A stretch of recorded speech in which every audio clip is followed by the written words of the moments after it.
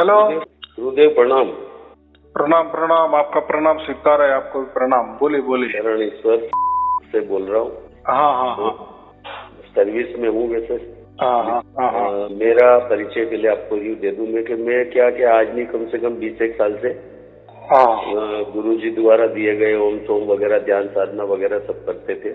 बराबर। करने के बाद में क्या हुआ कि विचार हुआ सरस्वती की कृपा से कि बोले ध्यान कर, ध्यान के अलावा कहीं नहीं, ध्यान में जो मिलेगा वही है सब कुछ। तो ये सार शब्द की जो धून है एक जो मुझे प्राप्त हुई वो कंटिन्यू चलती है, कम से कम 3-4 महीने से चली रही है कंटिन्यू। सोते उठते बैठते डीजे बजे या कोई भी बाजार में कहीं भी मैं आते जाते खाते रोते हंसते मतलब उसको कंटिन्यू सुनता रहता। लेकिन मेरा ये कहना है कि ये दर्जी इस धुन को काल की धुन बताते हैं, सन्नाटा बताते हैं, आकाश तत्व बताते हैं, तो भ्रम होता है मेरे को कि क्या करूं।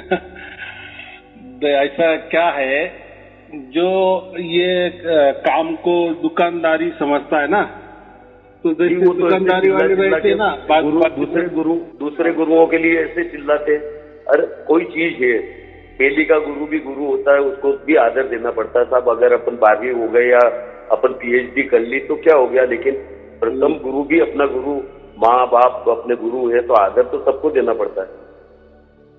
मैंने वही कहा ना कि अगर किसी को दुकानदारी करनी है उसका तो यही चांस रहता है ना दूसरों को ही करना। वो जाने तो क्या है, देखो गुरुदेव अभी मैंने शुरू इनके प्रवचन 2-4 8-10 सुने। तो मैंने इनको फोन लगाया तो बोले आऊंगा MP में, आप लोग का विवेक जग गया है, आप टेंशन मत करो, जब भी आऊंगा नाम दे दूंगा और आपका हो जाएगा। उसके बाद मैंने उनको बताया कि उनका गुरुदेव अपन लोग जो ध्यान करते हैं और ध्यान करते में जो धुन चालू हो चुकी है, मेरे को एक ही धुन चालू हुई थी सर गुरुदेव, और वही धुन कंटिन्यू चलती है 24 घंटे, मतलब आज तक चालू हुई तब से आज तक बंद नहीं हुई। एक ही रस, एक ही आवाज, एक ही धुन, एक ही कंटिन्यू बिल्कुल चल रही है। उसको मैं अभी भी आपसे चर्चा कर रहा हूँ तो भी सुन रहा हूँ, मैं मेरा काम करता हूँ तो भी ध्यान रहता है, अभी मैं सोचता हूँ बराबर है, वो भी ध्यान रहता है, बराबर है। यही सार शब्द होता है, इसको राम नाम कहा है। अभी आपने जिसका भी नाम लिए ना, चलो अभी ये यही बात आप अगर 1000 भी गुरु को बता दी ना तो कोई ये नहीं मानेगा, क्योंकि उन्होंने वो क्या बोलते दुकान में मांड के रखी ना, तो वो कैसे हाँ करेंगे। आऊंगा, नाम दूंगा, दीक्षा दूंगा। अरे जब मुझे सार शब्द की धुन वैसे ही चालू हो गई है पिछले पुण्यों से, मन की सफाई से, ऊपर वाला की प्यास से, मेरी प्यास जो थी जब ऑटोमेटिक ही चालू हो गई तो फिर कौन सा नाम लूं, कौन सा गुरु बनाऊं, मैं क्यों बनाऊं। बराबर की नहीं। और देखो ये गुरु परंपरा अभी क्या है, अभी वो भी जाने दो, उनका भी जाने दो, मेरा भी जाने दो, आपका भी जाने दो, बराबर। अभी ये जो सार शब्द वाली बात है, राम नाम वाली बात है, ये किसी ने शुरुआत की, गुरु नानक देव जी ने शुरुआत की, कबीरदास जी ने की, उनके पहले कबीर साहब ने, बराबर। तो कबीर साहब सबसे पहले, कबीर साहब और गुरु नानक में साधारणतः 20-30 साल का डिफरेंस है। जी हुए, मदन दास जी हुए, लेकिन वो जमाने में वो जो जमाना हम कहते हैं ना, वो एक ही जमाना था उनका, यानी गुरु नानक बहुत पुराना जमाना। बाकी संत जो रविदास थे वगैरह वो भी उसी जमाने, वो भी जाने दो। तो अभी मैं क्या करता हूँ, जिसने भी पूरे सत्संग मेरे सुन ले या उनको सार शब्द की प्राप्ति हो गई तो उनके अंदर भी ये सवाल हो जाना, क्या बोलते हैं हम, स्वाभाविक है, बराबर, कि अरे ये तो इन्होंने कहा दिया, हमने भी प्रवचन तो सुन लिए, प्रवचन सुनते सुनते मुझे तो ये घटना तो हो गई, लेकिन ये असल में है या नहीं है। बाकी गुरु लोग तो इसको ऐसे कहते, तो ये दुविधा डाउट पैदा करते हैं। हाँ, तो अभी इसके लिए मैंने क्या किए, इसलिए मैंने किए कि जो कि कबीर बीजक जो है ना, जो 400 साल पुराना है, बराबर, धर्मदास ने लिखा है, लेकिन उसकी प्रिंट जैसा भारत में प्रिंट आ गया 150 साल, तो उसी टाइम वो प्रिंट हो गया। तो उसमें वो उल्लेख किया है कि ये कब का मैंने कलेक्शन किया है, किसने, धर्मदास ने कहा है। कबीर साहब ने जैसा जैसा मुझे बताया वैसा वैसा मैंने ये लिखा है, बराबर, धर्मदास जी ने लिखा था। हाँ, तो उसमें भी वो आया है 1521। तो अभी वो ईस्वी सन में पकड़ने का या जो विक्रम संवत इसमें पकड़ने का, अगर विक्रम संवत में पकड़े तो 78 तो उसको प्लस करना पड़ेगा, 78 साल उसको ज्यादा करने पड़ेंगे बस। तो करीब 400 बरस पहले का लिखा हुआ है, और स्वयं कबीर साहब ने ही सार शब्द के बारे में सब कुछ बता दिए है। और जो आप बोल रहे हैं ना कि आकाश धुन, ब्रह्म तत्व की धुन, जो भी कह रहे हैं ना, उसका भी वर्णन है, वो भी मैं बता रहा हूँ, उसका भी वर्णन है। ये जो बोलते हैं ना कि नहीं वो तो वो धुन है, वो तो ऐसी धुन है, और वो तो सार शब्द वाली अलग है। तो कबीर साहब ने जितने भी है ना ये धुन के बारे में, उसमें विस्तृत चर्चा की गई है, बराबर। तो ये जो आकाश वाली जो धुन होती है वो भी होती है, लेकिन वो पंच तत्व की होती है। आकाश तत्व किस में आ गया, पंच तत्व में भी आ गया ना, पृथ्वी, अग्नि, वायु और आकाश। गुरुदेव एक भ्रम था मेरे को, तो पंच तत्व की, आकाश तत्व की धुन होगी तो वो तो बदलेगी, बदलती है ना, वो तो देखो बदल के आएगी। ये जो पंच तत्व है ना, एक ठस भरे है ना प्रकृति में, तो एक में टकराव, अपने में भी भरे 5 ही तत्व, एक में टकराव होता है, उससे तो दोनों आती है, बराबर के। लेकिन क्या होता है, चलो अभी मैंने ये बीजक का पुरावा दिया, सबूत दिया, लेकिन इसके पहले तो मैंने किसी को ये दिया ही नहीं था, बराबर की नहीं जी, सही। तब तक अभी इनको भी क्या मालूम, अगर इन्होंने विरोध कर दिए समझो, तो मैं भी ये विरोध है या ये गलत बोल रहे या सही बोल रहे, इसके लिए ना उनके पास भी पुरावा है ना मेरे पास भी है, बराबर ना। तो जिनको ज्यादा उनके तरफ झुकावे वो उनका ही मानेंगे, जिसका मेरे बाजू में ज्यादा झुकाव वो मेरा मानेंगे। लेकिन असल में उनके भी जो भगत है, उनके भी अंदर संशय होगा कि मेरे गुरुजी ने जो दिया है, वो तो बोलते अरे उनका तो वो धुन है, मेरा तो ये असली है, बराबर की नहीं। तो ये दोनों भी लोगों को भ्रमित होने वाली बात है। तो मैंने क्या किए कि कबीर बीजों को ही दे दिए, अभी इसमें उसमें सब कुछ खुला बता दिए है कि ये सार शब्द मैंने प्रकट कर दिए, इसको ये राम नाम कहते हैं, सार शब्द क्या होता है, राम नाम क्या होता है, और ये जो आकाश वाली ध्वनि कैसी होती है, वो कैसी बजती है। आपने जैसे कहा ना अलग अलग होती है, उसके लिए क्या करना पड़ता है, उसके लिए योग करना पड़ता है, कान दबाने पड़ते हैं या एकांत स्थली जाके बैठना पड़ता है। कुछ नहीं करा गुरुदेव, मैंने कुछ भी नहीं करा, ना तो कान दबाए ना आग बंद करी, बस ध्यान पार ब्रह्म परमेश्वर को, सत्य को, उस ईश्वर को जो 7 खंडों लो, सभी खंडों के ऊपर उसको याद करता हूँ और ऑटोमेटिक धुन चालू हुई। तो मेरे को लगा, तो मेरा गुरु था एक, शुरू मैंने बनाए थे, तो उनने कहा हाड़ा जी आपका काम हो गया है, अब आपको कुछ करने की जरूरत ही नहीं, बस उस धुन में समाये रहो, ध्यान रखो बस, अब आपको कहीं भी नहीं करना है, न दीपक करना ना एकदम बात बराबर की। लेकिन उन्होंने वो भी जो बताया ना कि उसमें रमे रहो, रमे रहना ही नहीं है, वो ही धुन हमें रहने वाली है, बराबर। वो तो शाश्वत है ना, वो तो सत है ना, उसमें तो कोई बदलाव आने वाला नहीं है। अपनी सूरत उसी में लगाते हो जब भी टाइम मिले। सूरत लगाना माने क्या है, वो ये जो हमारी सूरत है ना, उसको वही ठिकाना है उसका, वो सत का ही ठिकाना है या सार शब्द का ही ठिकाना है। बाकी सूरत जो है ना वो कहीं नहीं लगती। बाकी जो सूरत होती है ना हमारी, जब हमें सार शब्द की प्राप्ति नहीं हुई थी, ये राम नाम की प्राप्ति नहीं हुई थी, तब तक ये सूरत जो है ना ये मन के ऊपर थी, यानी मन में लगी थी, फिर मन जैसा करता था उसके पीछे भागती थी। ये जो लोग बोलते हैं ना कि सूरत फंसी संसार में, तो संसार कौन चलाता है? नहीं, संसार कौन करता है? मन करता है ना। मन माया का खेल है संसार। हाँ, का ये सूरत थोड़ी करती है। लेकिन सूरत क्या किए, वो सूरत वो मन पे टिकी थी, उसका ठिकाना कहाँ था? मन पे था। और उसका विरुद्ध अगर करा गया ना, तो वो मेन कहाँ से छुट्टी थी? तो वो सार शब्द से छुट्टी थी, यानी उससे बिछड़ी थी, ऐसा समझो। लेकिन जब हाँ, लेकिन जब उसको असली उसका बाप मिल जाता है ना, फिर वो मन का मानती नहीं है, फिर उसमें ही उसकी सुरती, ऐसा समझो, वो सुरती डायरेक्ट डाइवर्ट होके उसमें ही डूबी रहती है। फिर हमारे मन माने या ना माने, जैसे यानी ऐसा समझो कि आप बोले कि ये अभी दुनिया आनी चाहिए, तो मन का कभी वो नहीं मानेंगे, क्योंकि उसको सत मिला है। अभी जो भी चलने वाला है ना, वो सत ही वो अपने सुरती का, यानी हमारा आत्मा का करने वाला है, जो भी करने वाला है। अभी उनका जो मिलान हुआ है ना, अभी वो टूटेगा नहीं, कभी भी टूटेगा नहीं। तो कभी भी तुम्हारे मन में या किसी ने कोई भी आपके मन में डाले, तो आपका मन का अभी कुछ चलने वाला नहीं है।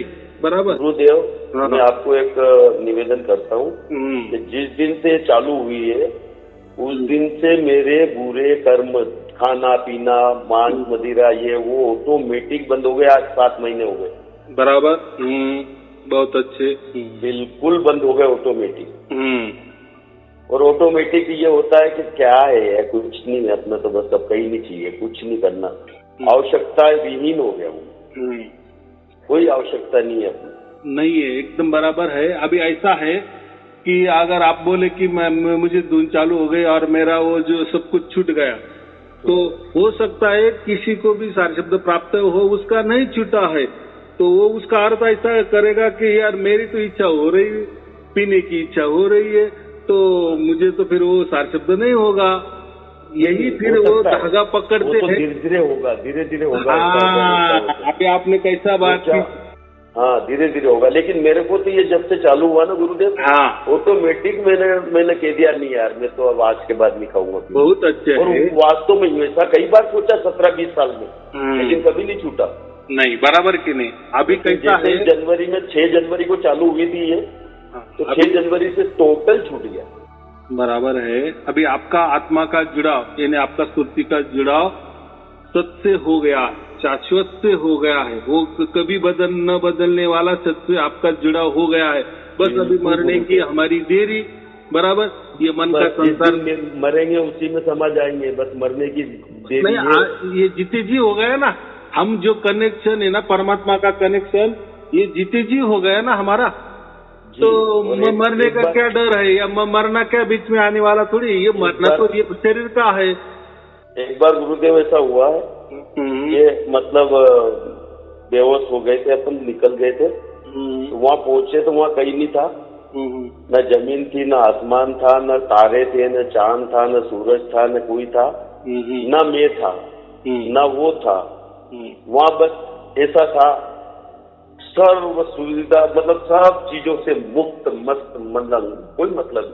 मैंने कहा कहाँ पहुंच गए यार, अपन कौन है, यही भी पता नहीं था कि अपन कौन है।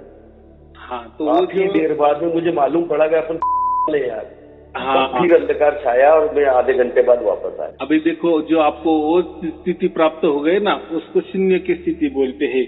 बहुत सारे लोग बहुत सारा ध्यान करके इस स्थिति पे जाते हैं। आपको तो सहज प्राप्त हो गई, लेकिन यही शून्य की स्थिति होती है। और बहुत सारे लोग इस शून्य की स्थिति में जाते हैं और वो बोलते हैं कि मैंने परमात्मा को प्राप्त किया, या सार शब्दों को प्राप्त किया, राम नाम को प्राप्त किया, लेकिन वो नहीं होता है। जहाँ भी आप गए थे, आपने ही बोला ना कि वहाँ मैं कौन हूँ कुछ मालूम नहीं था, बस क्या है, ना मैं था ना दूसरा था। तो इसको शून्य की अवस्था कहते हैं। तो वो शून्य की अवस्था कोई परमात्मा की अवस्था नहीं होती, क्योंकि परमात्मा ये शाश्वत है, ये सत है, ये चैतन्य है। जैसे हमारा ध्यान करता हूँ, हाँ, हम जो हमारा आत्मा जो है ना, ये चैतन्य है, तो परमात्मा महाचैतन्य है। बराबर की नहीं।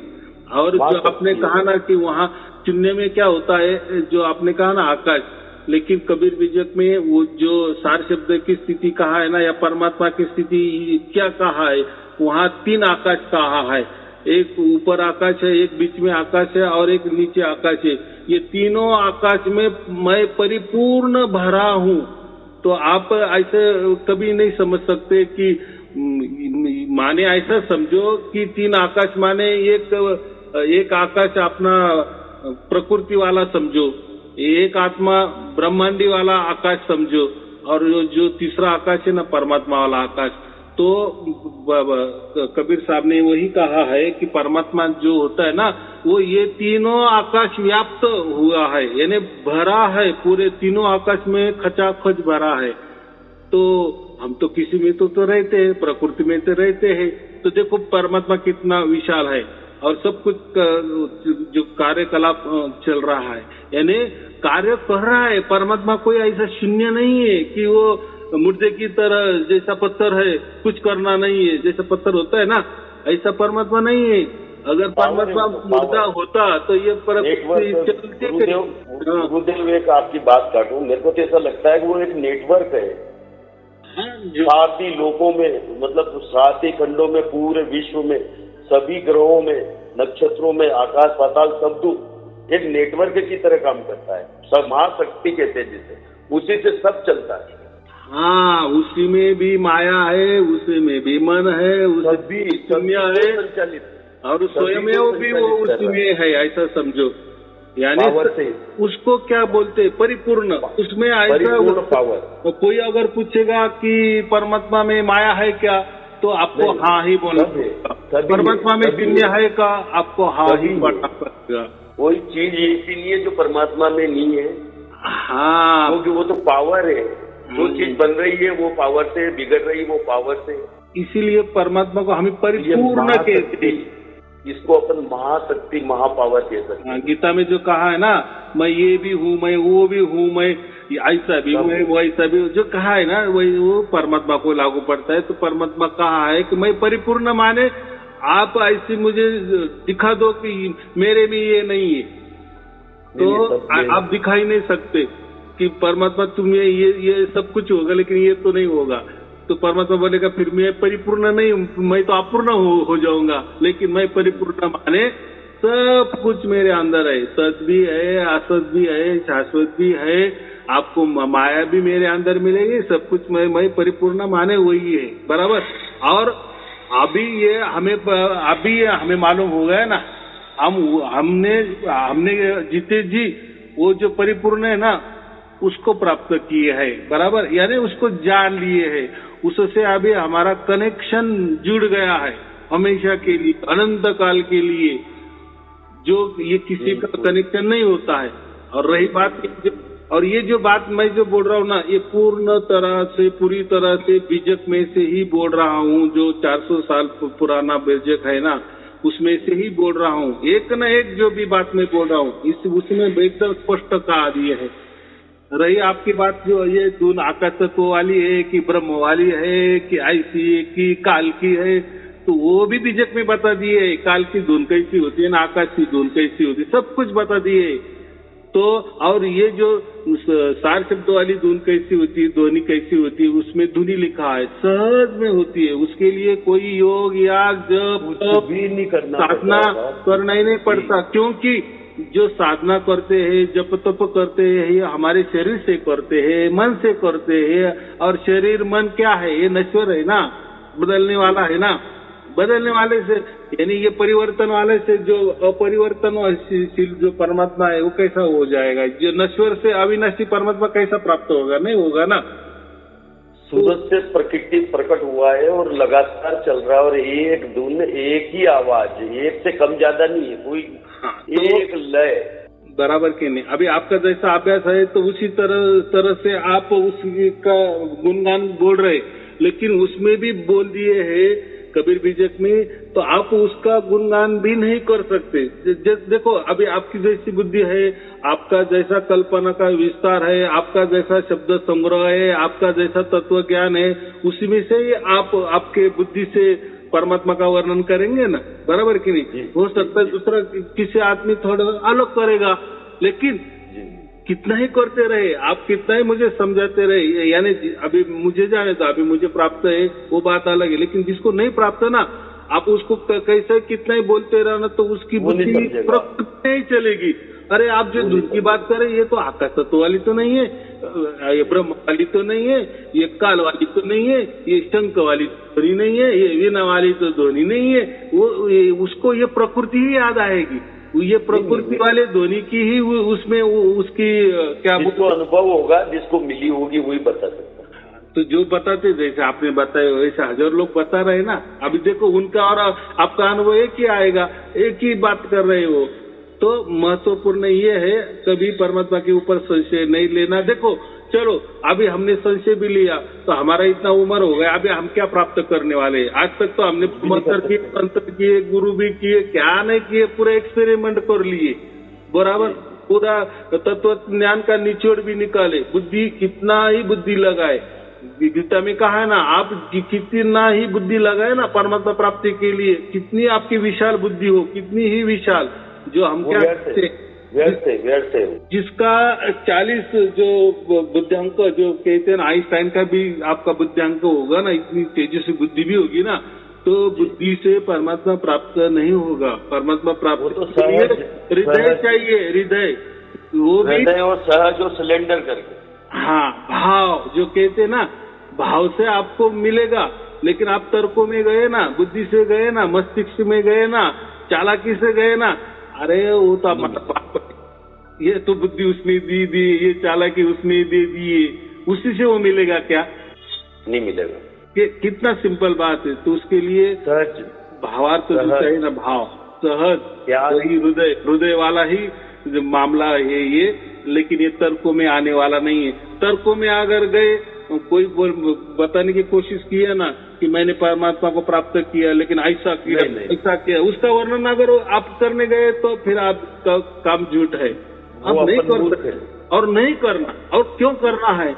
क्योंकि आपका दिल मान रहा है ना, आपका आत्मा तो गवाही दे रहा है ना, उसको उसका बाप मिला है ना, वो गवाही दे रहा है ना कि ये मेरा बाप है। एक बच्चे ही बोल सकता है ना कि ये मेरा बाप है, बराबर। सूरत समझे साहेब को तो समझाए किसे? हाँ, सूरत साहेब को समझ गई, साहेब सूरत एक हो गई। तो अब कोई मतलब नहीं दुनिया को किसी को कुछ कहने की। खाली मेरे को एक संशय था, इसलिए मैंने आपसे बात करना बहुत ही मेरी इच्छा हो रही थी। एक बार मैं पूछ लूं, ये जी ने बोला वो वाली धुन तो नहीं है, क्या करूं गुरु? बस यही बात पूछने के लिए लगाया था। मैंने तो आपको कहा देखो, हम किसी का नाम नहीं लेना है, वो भी जाने दो। तो मैंने क्या कहा, मेरा भी जाने दो, उनका भी जाने दो। लेकिन जो कबीर बीजक स्वयं कबीर साहब ने ही, कबीर साहब की वाणी है, वो क्या कहते उसके बारे में उनका तो मानना पड़ेगा कि नहीं? तब मेरा मानेंगे आप, या आपने जिसका नाम लिया उसका मानेंगे? हम दोनों बड़े हैं क्या? परमात्मा से बड़े हैं क्या? या कबीर साहब से तो बड़े तो नहीं ना हम, अगर कबीर साहब का नाम ले रहे ना। कबीर साहब ने जो बोला है उस हिसाब से ये धुन मेरे को सेट हुई, ऑटोमेटिक हुई है, सहज हुई है, बिना प्रयास के हुई है। और सूरत ने पकड़ी है, अपने प्रयास से नहीं पकड़ी है। और ऑटोमेटिक अपने को उसका मतलब बेनिक वो मिल रहा है, भाव बदल गए हैं, मन गिरफ्त होने लगे हैं। तो अपन समझ गए यही धुन है। मैंने खाली संशय दूर करना था बस। ठीक है ना। तो मैंने क्या कहा कि जो हमारी सुरती है ना, तो ये पहले से ही उसका ठिकाना मन है, बराबर। इससे तो चल रही है, नहीं ये तो सहज में चल रही है, मन से उसका जुड़ा हो गया है। और ना जाने 84 लाख योनि में भटक कितनी 84 लाख योनियां हो गई है, वो उसका मन से जुड़ा होता है ही, बराबर। लेकिन उसका दूसरा एक जो ठिकाना रहता है, बस वो मिल गया कि फिर वो मन का ठिकाना छोड़ देती है, मन से कोई वास्ता नहीं रहता। उसका दो ही ठिकाना, एक पहला मन, वो तो है ही सहज में, यानी उससे तो हम चल ही रहे, सब प्रकृति चल रही, सब कुछ चल रहे। लेकिन ये जो मेन जो सत्य वाला ठिकाना है, शाश्वत वाला ठिकाना है, परमात्मा का ठिकाना जो है, सार शब्द का ठिकाना है, वो राम नाम का ठिकाना, वो उसको एक बार मिल गए ना, बस फिर वो हमेशा के लिए, अनंत काल के लिए जुड़ी रहती है। ये मन का तो भी ये चक्कर चलता है, ये शरीर छोड़ दिया, दूसरा शरीर, तीसरा शरीर, ये तो ऐसे लाखों शरीर चल रहे, बराबर, बदल रहे, शरीर भी बदल रहे। फिर जैसा शरीर फिर वैसा मन, फिर वैसा मन से वैसी कल्पना, वैसी उसकी बुद्धि, लेकिन परमात्मा का वैसा नहीं ना, फिर जो कुछ है सब परमात्मा ही परमात्मा, वो उसको सरेंडर बोलते हैं, फिर वो ऐसा समझो कि वो रहती नहीं, बस वही रहता है, तो वही हमें महत्वपूर्ण है ना। और वो चैतन्यशील है, हम उसको जान रहे हैं और होश हवास में जान रहे हैं ना, कोई ध्यान नहीं कर रहे। ध्यान में तो आप जान सकते हो, ध्यान में तो कोई भी आप शून्य की स्थिति में जा सकते हो, अलग अलग स्थिति में जा सकते हो, और ध्यान बदल सकता है। चैतन्य अवस्था में ही बराबर लगातार अनुभव कर रहे हैं। बराबर की नहीं, एकदम मैंने क्या कहा, यही 100% 101% सार शब्द है, यही साफ राम नाम है, उसमें तो ये नहीं है। उसके लिए मैंने आपको, मैं चाहे तो आपको अभी कबीर बीजक आपको मिला है, नहीं मिला है? नहीं आ गया, आपने भेज दिया है, मैं उसमें से वो पॉइंट पढ़ ली है मैंने। वो एक आराम से देखो, वो जो वाणी हो गुरु वाणी है, एक आराम से, कोई जल्दी नहीं है। अभी जो प्राप्त होना है वो तो मिल गया है, अभी बस हमें एक क्या कहते, एक समर्पण के भावना से हमें वो ग्रंथ पढ़ना है। धीरे धीरे पढ़ो, थोड़ा थोड़ा पढ़ो, लेकिन पूरा करो। ऐसा बोलते हैं कि एक बार सार शब्द मिल जाने के बाद कबीर बीजक एक बार तो भी पढ़ना चाहिए, कम से कम मरते दम तक एक बार। धीरे धीरे पढ़ो, बाकी आपकी मर्जी कितनी बार पढ़ो, लेकिन एक बार कम से कम। यानी क्या होता है, हमको विश्वास आता है, और वो जो कबीर साहब उनको भी अच्छा लगता है कि बस जो मेरा है उद्देश्य है कि लोगों को, मेरे जो जीव है, जीवात्मे है, उनको मैंने हंस बनाया। माने जब अभी ये आपको प्राप्त हो गया, माने आप अभी हंस बन गए हैं। अभी हंस माने क्या होता है, अभी लोग क्या कहते हैं, हंस माने वो तो पक्षी होता है, वो तो पानी में रहता है, वो तो दूध का ये अलग कर देता है, पानी अलग कर देता है। सत्य असत्य का निवेड़ा करने वाला यही हंस होता है। नहीं, वो भी मैं बताता हूँ, कबीर बीजक में क्या बताया है। अभी ये जो आप सार शब्द की धुन सुन रहे हैं ना जी, अभी आप हंस बने हैं। क्यों? तो अभी आपका मूल ठिकाना मिल गया। अभी आप वही चीज जो लेनी चाहिए थी, जो सत लेना चाहिए था, जो शाश्वत है, उसी में आप जुड़ गए हैं। जैसा एक हंस होता है ना, जैसे उसको दूध और पानी मिला के दिया तो वो दूध ही ग्रहण करता है, बराबर, और जो पानी है ना वो छोड़ देता है। ऐसा ही अभी आप हंस क्यों बने हैं, तो अभी आप क्या कर रहे हो, वही कर रहे हो ना।